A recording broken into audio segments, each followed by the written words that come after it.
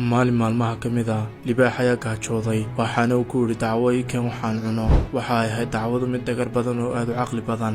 waxaana u tagtay dameer iyadoo ku tidhi libaaxu wuxuu doonaya inuu boqor kaa dhigo oo uu ku raadinaya kaale aynu u tagne. run buu mooday dameerkii waanu raacay. siday wada socdeen ayuu libaaxii arkay dameerkii waanu ku soo booday. dhegta ayaanu ka goostay laakiinse uu ka baxsaday dameerkii. dacwadii ayaa ka daba tagtay dameerkii. markii uu arkay dameerkiina waxa uu ku yidhi wada khiyaamaysay oo uu idili gaadhay libaaxu. dacwadii ayaa ugu jawaabtay si degan doqonbaatee kuma dilayn ee waxa uu dhegta kaaga goostay si uu meel ugu banneeyo taajka madaxaaga la saari doono. way dhagahan dhaadheer intaad leedahay taaj laguma xidhi karo ee ayna keenada arki dooneen.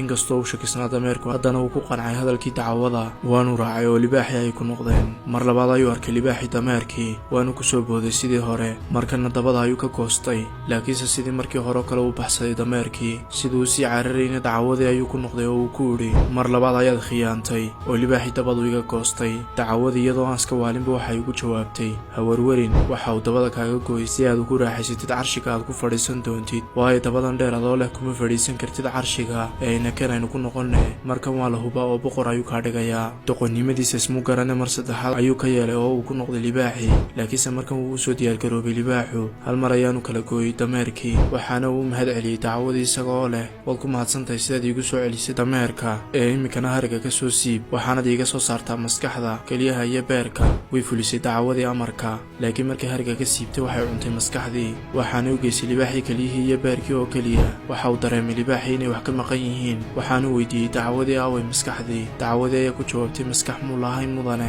oo haddii uu leeyahay wax maskax ah ama caqli ah miyuu kugu soo laaban lahaa markaad degta iyo dabada ka goosatay. libaaxii ayaa qoslay yidhina run ayaad sheegtay oo wax maskaxa muu lahayn.